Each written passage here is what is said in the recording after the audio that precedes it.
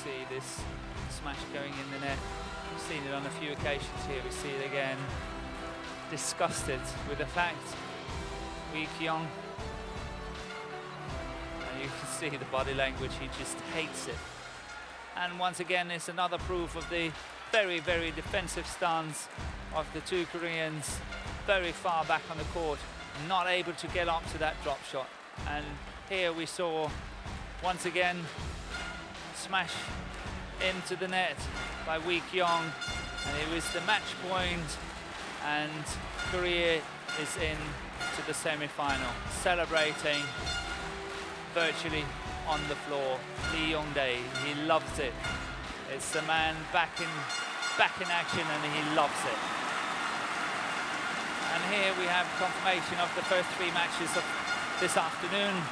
Started off with the men's doubles, played the women's doubles, and then here another men's doubles, and all three matches going into the full distance of 3 games. Next match up is Adcock and Adcock against Ahmad and Natsir. A mixed doubles, very worthwhile watching. Hope you will stay with us here watching very good badminton from Istora Senayan, Jakarta, the Indonesian Open. What a lovely venue it is.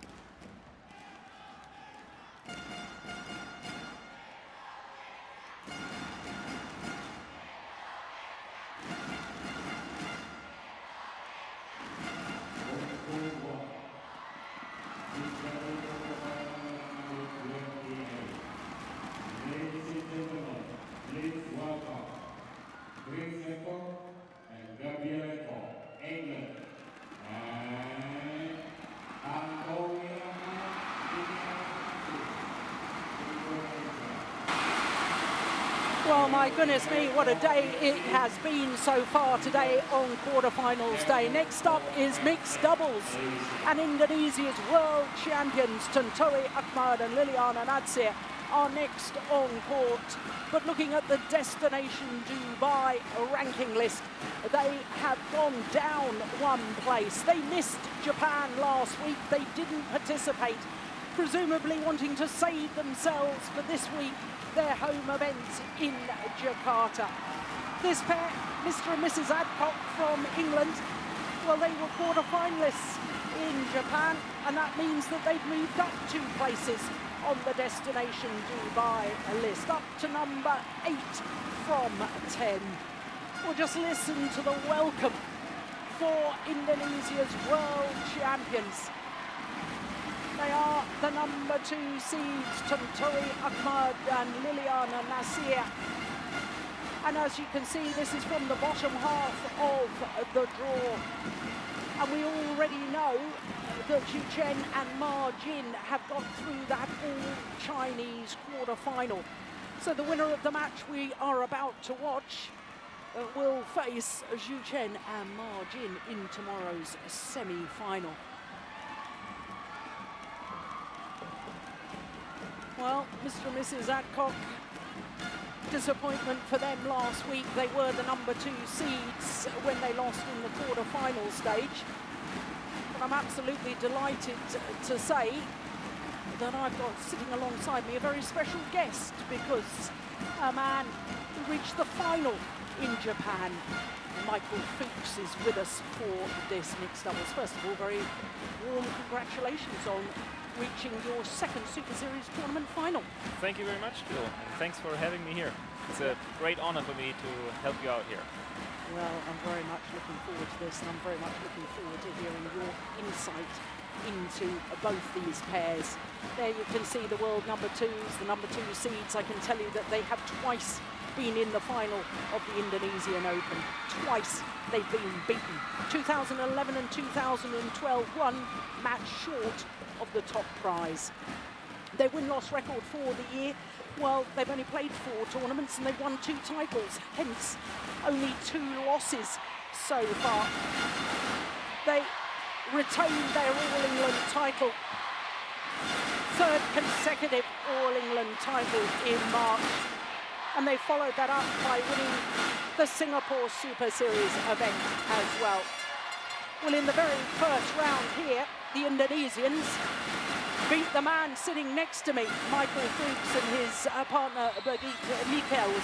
3 games it was, 1 hour and 3 minutes. In the second round, the Indonesians beat Shinbek Chul and Jang Ye Na, who we saw a little earlier in the women's doubles. That was 3 games as well. So, to the married couple, Chris and Gabby Adcock, number 5 seeds, number 5 in the world. That's the highest they've ever been. And this is new territory for them at the Indonesia Open. Last year they were beaten in the second round. They did actually play back in 2009 as well. They lost in the first round. Interesting that their 2 previous times competing here at the Indonesia Open, they've lost to the eventual finalists. Well, their win-loss record for the year, the English combination, 7 tournaments, 1 title, the Swiss Grand Prix gold. And they, like their Indonesian opponents, have been pushed the full distance in their first 2 matches. First round against the semi-finalists from Japan a week ago, Kenichi Hawakawa and Masaki Matsutomo. And then yesterday against Manipong Chongjit and Sapsori Teoratanachai of Thailand. That match just 3 minutes shy of the hour mark. Well, this will be the 3rd meeting between the 2 pairs as we look at our court officials for this mixed doubles. Court officials from the United States of America and from Malaysia. Well, for Tontowi Ahmad, he has matured considerably since I first saw him play on the international tour.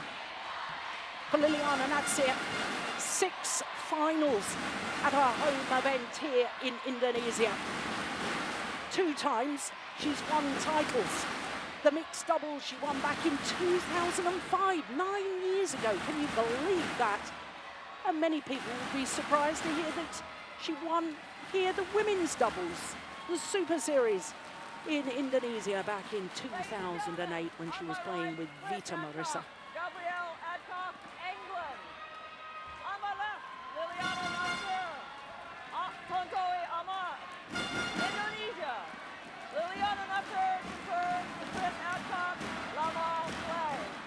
Well, I'm struggling to hear the umpire above all the noise from the fans here. We saw the head-to-head there, one win apiece when these two pairs have met previously.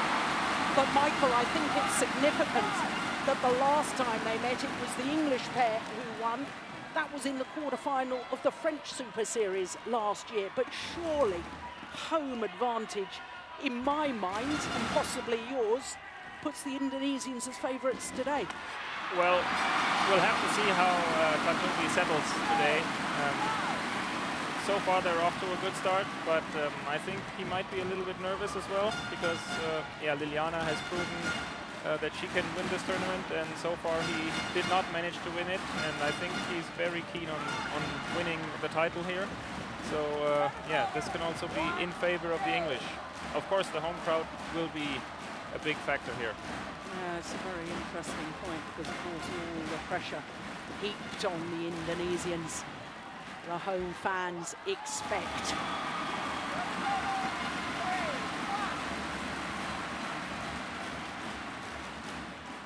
I think if they can achieve a good lead at the beginning, the Indonesians are very, very hard to beat here.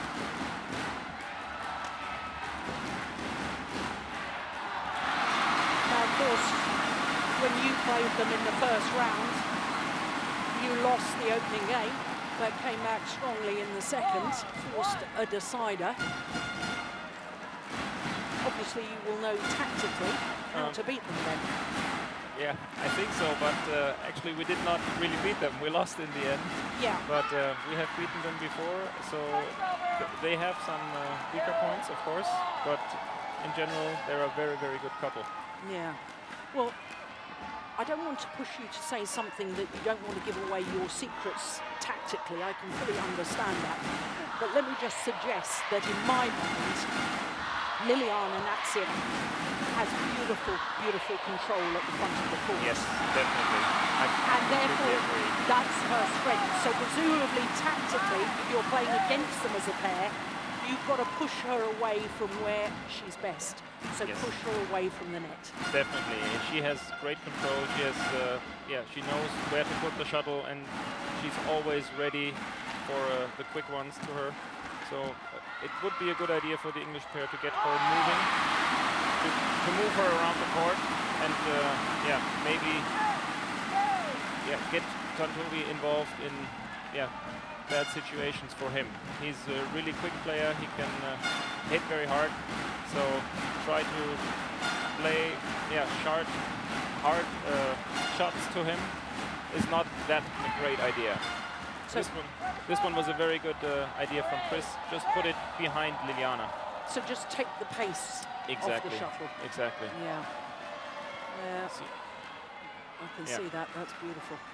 The problem is, though, for all players playing against Liliana and Natsir is, you know, we can all say in theory, you've got to get it just past her. Yeah. That's easier said than done. A lot easier said than done, definitely. Oh, nice play from Gabby. Yes. Adcock. I think both English players are very, very quick on their feet, so that could also be an advantage for them.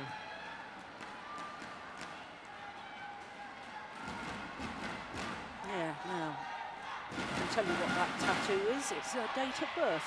Oh, I didn't know that. Yeah. All service fault called. Racket knots facing in a downward direction, and Gabby Adcock is not happy about that. This is also very crucial for her. If the referee or the service judge faults you on the first lift, on the first slip serve, yeah, you don't really dare to do another one for some time, so that might really affect her game a little bit. Yeah, that's the interesting thing, because I mean, for people like myself that just sit and love watching, you know, the psychology of you players actually in the intense situation of, you know, how it affects you. You get called a fault early on, so maybe next time you should click again. Yeah. That you don't get called a second time, but you lose confidence, don't you? We saw it a little bit in that excellent women's doubles Exactly. we saw a couple of matches ago. Exactly, yeah. That was a beautiful smash by Tantovi. Yeah, look how they're backtracking. That's also one of her very, very strong points, Liliana. She serves really well and covers the net perfectly afterwards. So it's really hard to get the shuttle past her in the first 3 shots. And yeah, that's going to be a crucial point for the whole match, I think.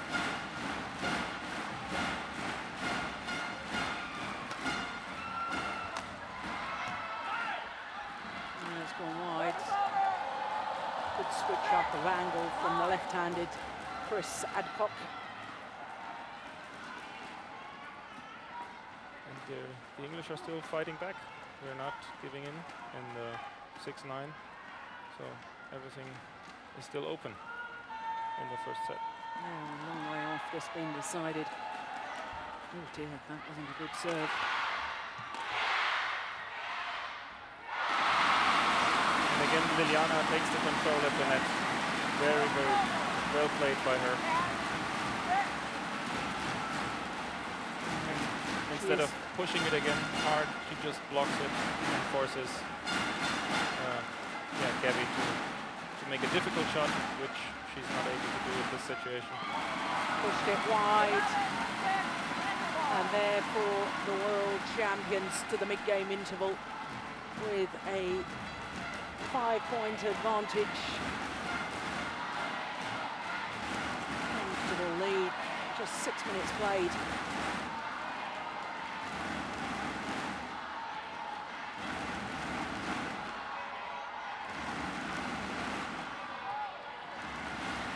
Well, this is very interesting. Jakob Hoy, Danish by birth, coaching the English combinations. We're looking at Liliana, and that's his former mixed doubles partner, Nova Widianto. Coaching. And that's interesting dynamics to me. You, of course, will know Jakob Hoy terribly well because he used to coach you when he was coaching in Germany. Of course, yeah, he was with us for 3.5 years. He came beginning of 2009 and left at the end of 2012. So we had a lot of tournaments together. So knowing him and knowing his style of coaching, what do you think he's been saying in all probability to the English pair? I guess he would have said that they should try to keep the pressure on him, try to put the shuttle behind her and to get into the rallies, which is, as I said, the crucial point, to get the first 3 shots into the rally. And I guess that's what he tried to say them again and again. We talk about it the whole time, Michael, about these first 3 shots, the serve, return and third shot. Now I'm listening to you and I understand completely what you're saying, totally agree, but it's occurring to me, okay, if Liliana Nassir is so good at the net, why aren't the English pair not even trying to find the mid-court area? Why aren't they trying to push deep into one of the back corners? Would that be an idea? Of course, it's a great idea, but if the serve is so well executed that it's really closely over the net, then it's more or less impossible to push it deep down to the corners. Okay. So Liliana serves really well, and then it's, you more or less have the option to play it short or to lift it, which is also not the best idea. No, certainly not with Tantovi. Nice angle of smash. Now that was a nice idea, the flick serve, and she wasn't called. Oh, that's probably because it was Chris. Yeah. Oh dear, pay attention, Jill.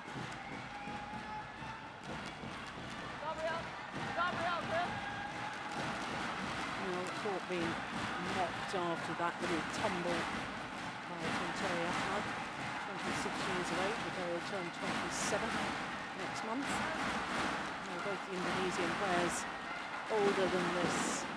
These two English players, Chris 25, his wife 23.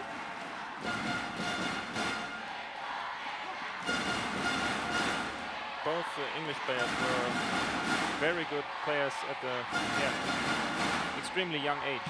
That's a bit untypical for Europeans. Usually the Europeans tend to be a little bit older when they become successful on the world stage. But these two prove that it's possible to be world-class players at a very young age. Good rally.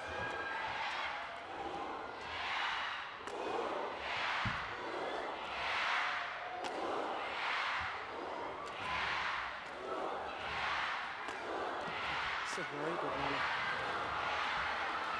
Oh my word, that's brilliant. Brilliant. And that's just amazing what Liliana is doing here. Plays a great cross-court defense and then takes the initiative at the net. And look how relaxed she is in her defensive stance there. And then Yeah, she takes the step, plays the cross-court, and then she finishes off cross on Gabby's body. no wonder she's pleased with that.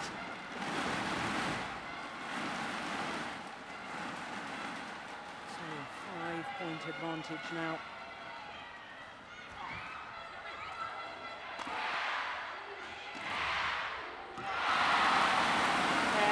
Took a bit of pace off the smash. That's good variation. I think it was a good idea from Chris to trying to block it to the net. There was an open space because Tantowi was covering the back. Just didn't go over.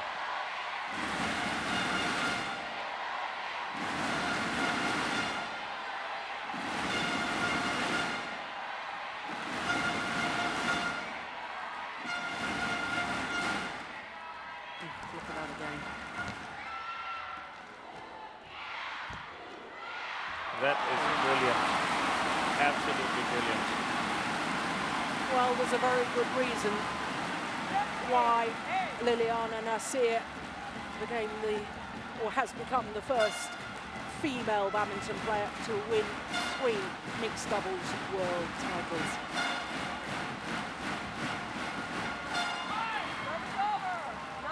You hardly see a mistake in such a position from her. So that was very untypical for her. But still the Indonesians have a 6-point lead.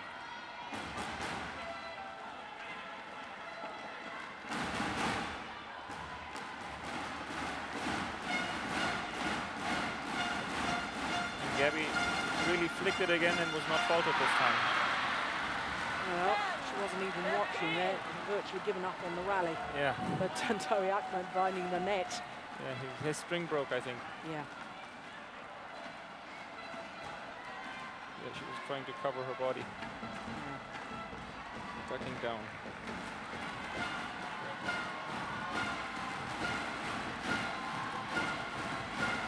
Yeah, just while we're waiting for Tantowi Ahmed to come back on court, I want to pick up on something you said a little earlier, that it's unusual for European players to really start making it in world terms at the very elite when they're younger, whereas the Asian players can.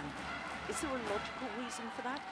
Well, I believe that the Asian players, they start practicing at a very high professional level at a quite young age, whereas in Europe, most of the players start practicing professionally after they finish school. So let's say 17, 18 years old. And of course, that's a huge advantage for the Asians.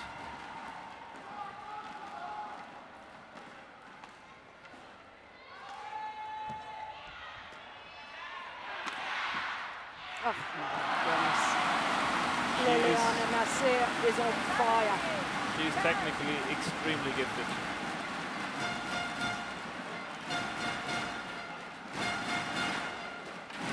And I think she also stays really calm and relaxed throughout the whole match. She certainly remained calm in the World Championship final last year in Guangzhou. save 2 match points in the deciding game. And back to Williams against Xu Chen and Ma Jin. And that, of course, is the pair that awaits the winner of this quarter-final.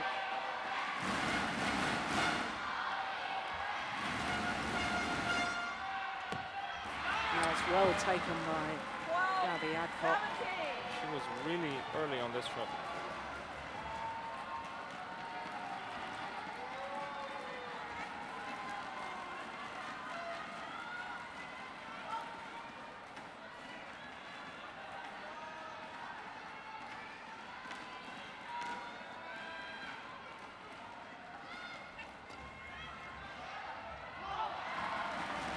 Long.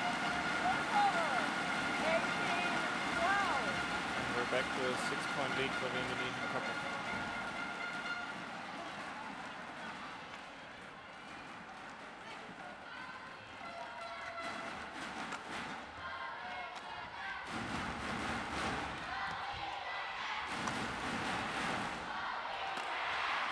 And wide. Well, she makes it look all so simple. Nasir. 28 years of age. Incredible the amount she's achieved in world badminton. 39 career titles.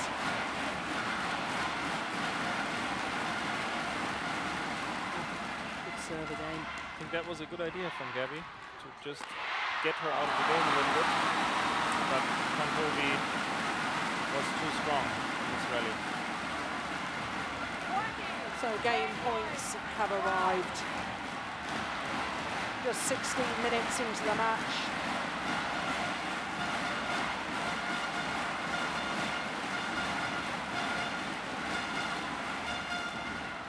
Yeah. And the crowd reach fever pitch. Absolutely delighted with the opening game. 21-12. And quite frankly,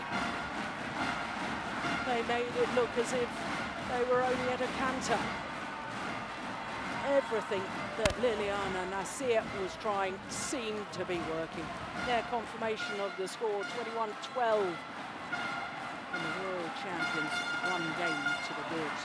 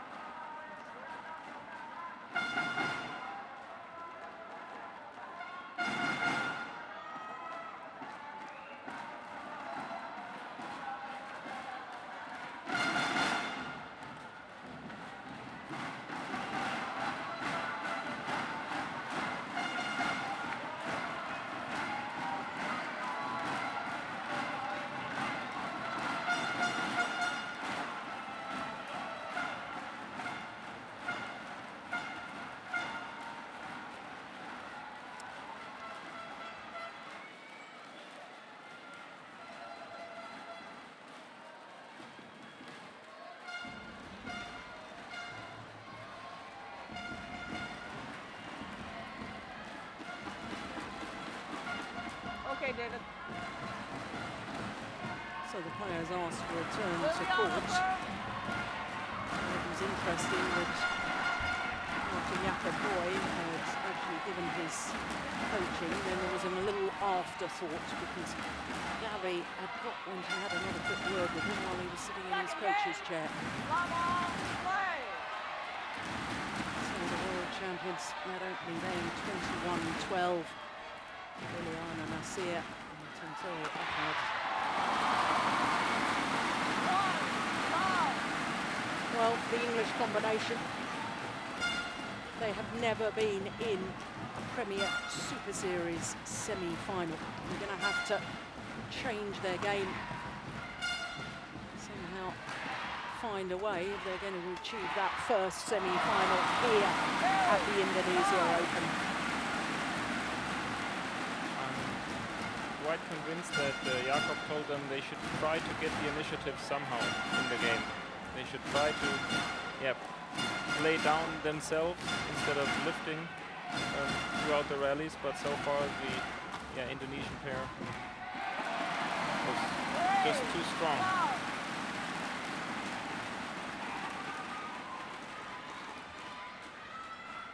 Chris Adcock, silver medalist at the World Championships in 2011 on home soil in England, Wembley Arena, playing the Imogen Bankia in that competition.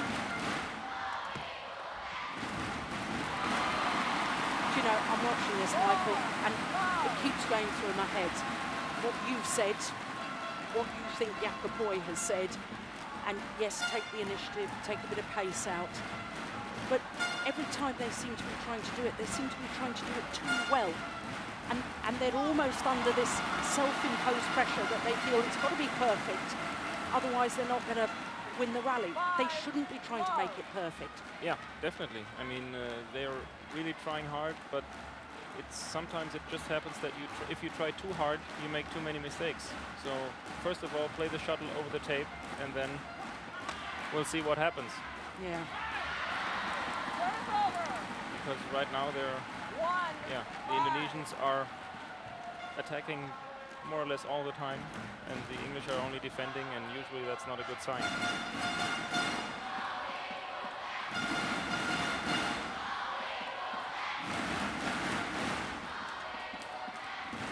All right, landed in.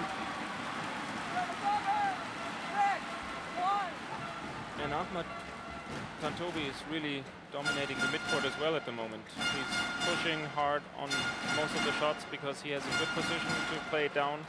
And he's been doing that really well throughout the first set and also at the beginning of the second here. Service over, 2-6. It's interesting because when I think about the English pair, I think about how good Gabby is at the front of the court. She's very good at rushing forward. She's got lovely racket control.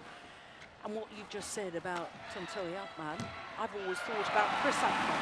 Very good in the midcourt area. Definitely. But it seems to me, today's match, we've got two pairs that have the same sort of qualities. But it just seems that the Indonesians are doing it a little better today. Yeah, I wouldn't compare Gabby's style with Liliana's style, because I think Gabby is a very fit and extremely fast player, whereas Liliana is just technically so gifted. She does more with her racket skills than rushing to the net.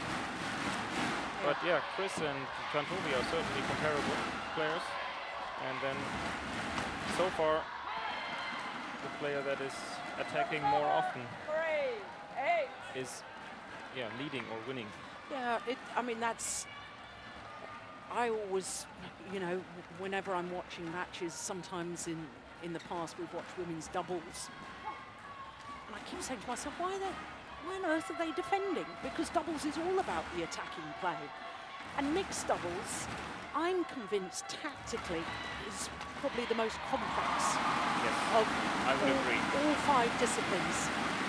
Because obviously, you men are physically stronger than us women, so we want to use your physical strength from the back of the court. Women tend to be more agile and able to twist and turn a little quicker at the front of the court, so we've got to use those strengths. So tactically, you're always trying to get your opponents out of that favoured formation. Yeah, exactly. But if the only chance to get the lady to the back is a really high lift, then that's not the best solution either, because I think on this level all the girls can smash, and then you're still defending all the time, which is not your comfort zone usually. So you have to find a way to get the shuttle below the net, even though the opponents are in their favorite position.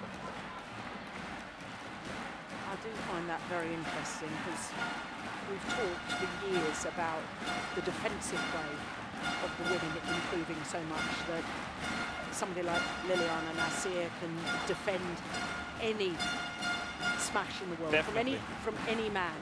And you've just emphasised women when the women are smashing, That's not a good solution in mixed doubles either, because the women's game has developed so much that they're even strength from the back of the court. Yeah, definitely. And also, it's most of the men are covering the net and the front court really well if their women is smashing.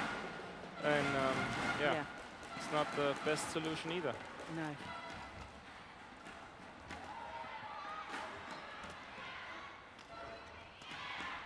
Yeah, this is nice. He's taken all pace out of it.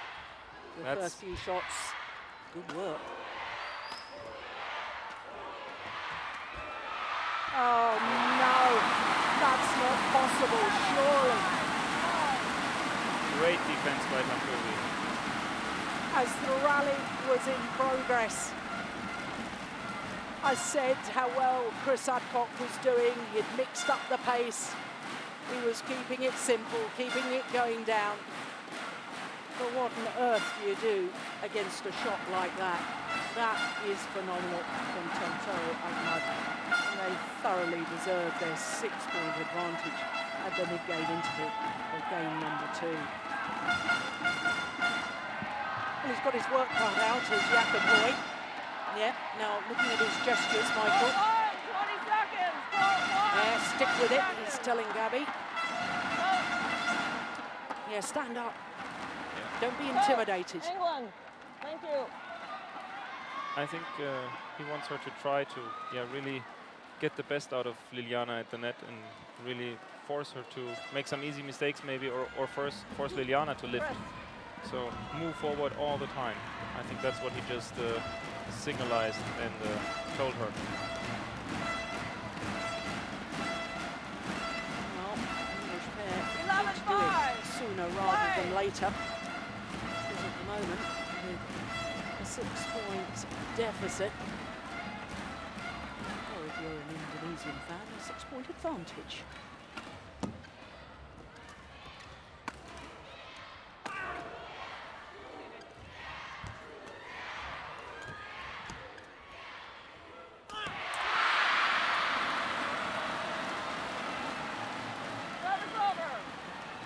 We can really see at the moment that Chris is trying to take the initiative from the back line, just putting it down, playing a lot of drop shots, taking the pace out as you said it, and mixing it up with some smashes in between.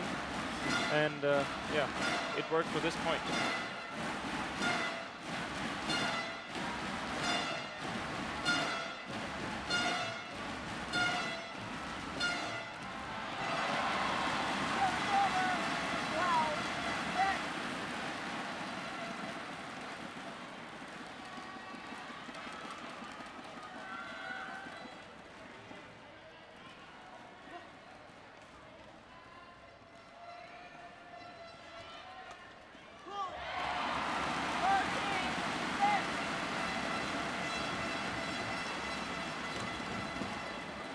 And it's a 7-point gap.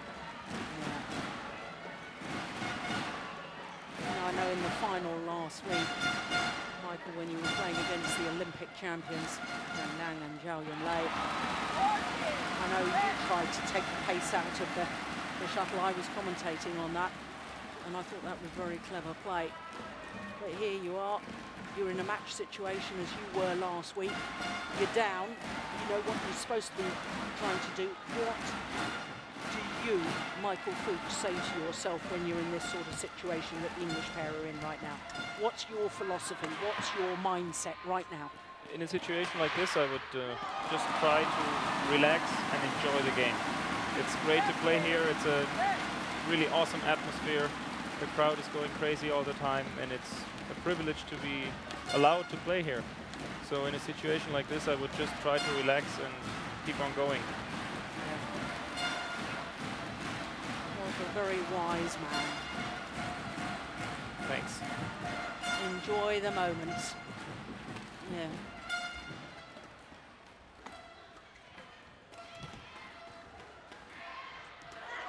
Lovely block. Yeah, it's the setup, the little block from Liliana Nasir that did the damage.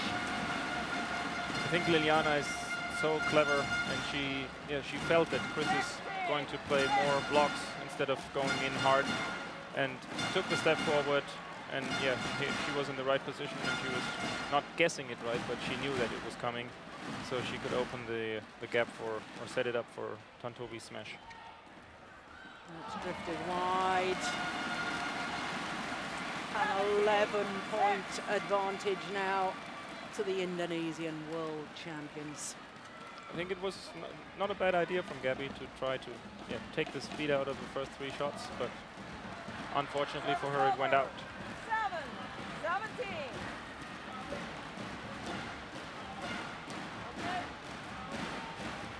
And even though they have a very comfortable lead, Liliana does not seem very happy with Tantovi's shot just now. Hard taskmaster.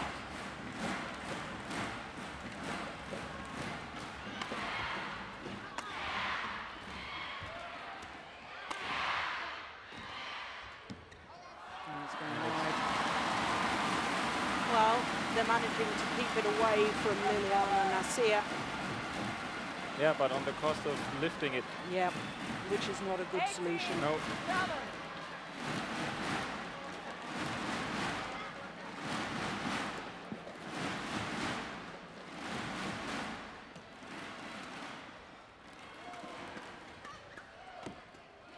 Look at that defense.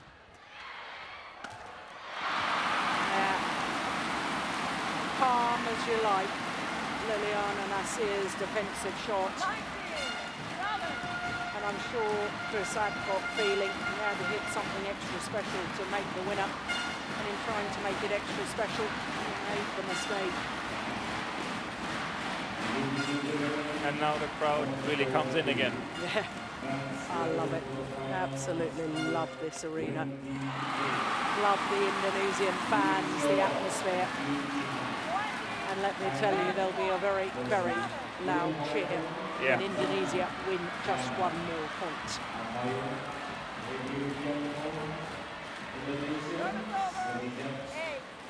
The love and the passion that this country and this nation has for our sport is just amazing.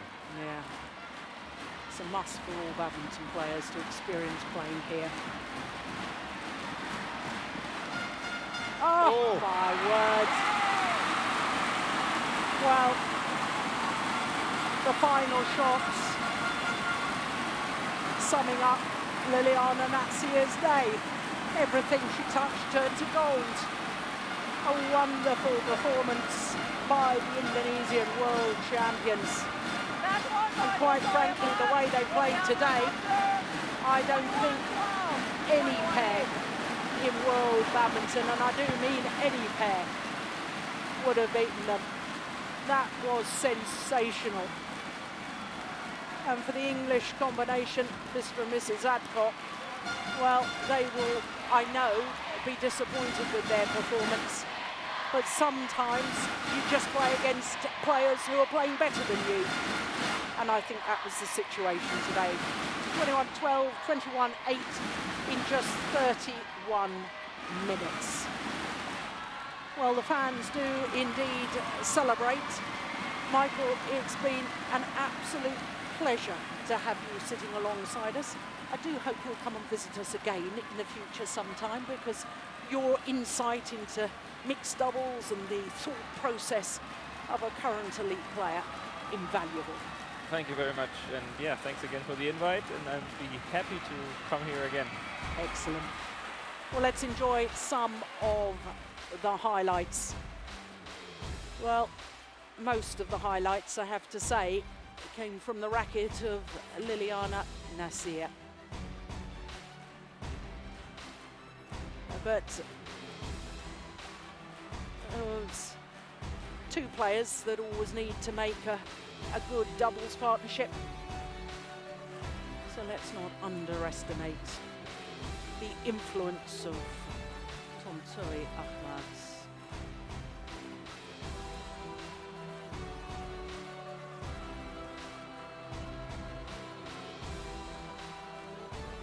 Well, the English pair desperately tried to do the right things. This, the match point opportunity, and the way the match was run. My goodness me. I think there would be an awful lot of men who would be very, very happy to have that sort of skill. So the first of our matches on quarterfinals day, that mixed doubles, the first one not to go the full distance. Well, next up is the world number 1, Lee Chong-wei, the defending champion in the men's singles. He's up against Hans Christian Wittinghus. Wittinghus is having a very good year. Yet another quarter-final for the Danish player. After that, more singles. And we have women's singles coming up after that. And the world champion in women's singles, Ratchanok Intanon from Thailand, up against Sun Yu, a very tall athlete. 183 she is, that's just over 6 foot tall. Sun Yu. Then we'll have men's singles and Kenichi Tago from Japan against Hu Yun. And the last of our matches is a repeat of the final from 2 years ago. The Olympic champion Lee Shui-rei against the 3-time former champion Saina Nehwal from India. So plenty more action to come.